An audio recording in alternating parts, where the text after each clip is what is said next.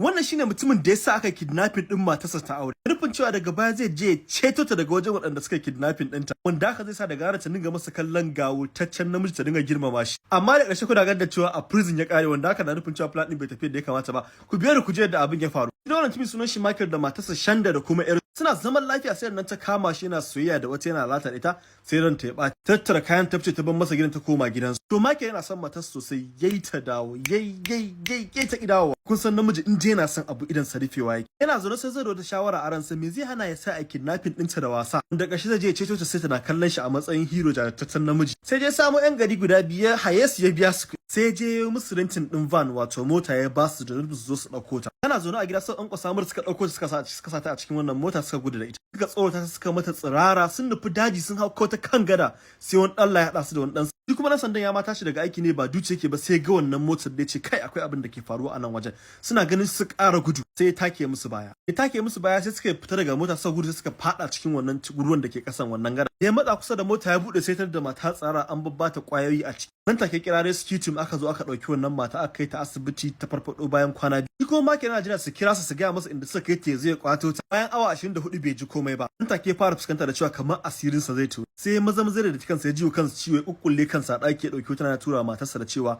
a matsayin yan kidnapping ne da Allah ta zo ta dauko shi. Ko kenan ko yan sanda suka zo zai iya ce musu su ma yan kidnapping sun zo sun dake shi. Da Allah ya asirin sa ya turu su waɗannan guda biyun da aka hayo da suka fada wannan kogin sai suka nutse suka mutu sai gawar su aka gani. Washe gari yan sanda suka ɗaukar gawar su. Shi kuma da tashi tura sakon sai bayan da suka mutu ma ya tura sakon. In takaice muku dogon labari ya koma gaje da bincike sai a gano da cewa ai wannan motar da aka hayo da sunan su aka hayo kun gani Michael Hand. Sannan bugu da ƙari gidansa akwai CCTV. Sanda yana duka kansa yana jiwo kansa ciwo CCTV ta dauka. Ya manta bai goge wannan ba. Nan ma duk abin da yake a gidan CCTV tana dauka tana jin shi. Nan almusari ranar da ya je ya siyo ankon da za a ɗaure ta nan CCTV ta dauko wanda ce ankon da aka ɗaure ta da ita. Takaice muku dogon labari ya koma gaje da ta ƙarshe dai asirin Michael to aka yanke masa hukunci shekara 37 a prison. Wasu mutane suna ganin da cewa fa abin da ya yi shi ne saboda soyayya. Kuma wasu suna ganin da cewa fa wannan ba wasa bane ba wannan mummunan niyya. Kuna ganin cewa tabbas ya tantance a yafe masa saboda manufarsa mai kyau ce kuma saboda soyayya yi.